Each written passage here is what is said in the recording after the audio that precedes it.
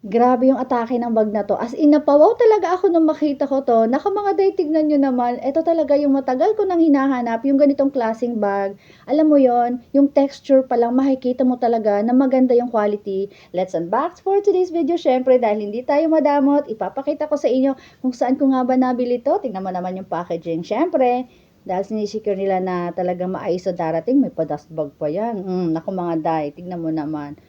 Quality pa lang, makikita mo na talaga siya. PU leather material, waterproof. Yung ganitong klaseng bag, alam mo yon, ang perfect pang travel kasi medyo malaki siya, kumbaga medium size. Pwedeng-pwede siyang pang work bag. Naku, yung tignan niyo naman. Sobra as in, kinilig ako, promise. Kasi medyo malaki nga siya, saktong-sakto dahil minsan madami ako mga bitbitin talaga.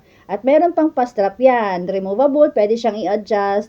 Kung gusto mong pa-shoulder bag, crossbody bag, pwedeng-pwede. Naku mga day, as in hindi nyo talaga pagsisisihan to. Syempre, tingnan mo naman, may zipper closure, may open pocket pa yan, at madami kayong mailalagay dito. Kaya kung naghahanap kayo ng ganitong klaseng bag, abay, ang perfect pang gift sa mga boss. Pero syempre, unahin nyo muna sarili nyo ha.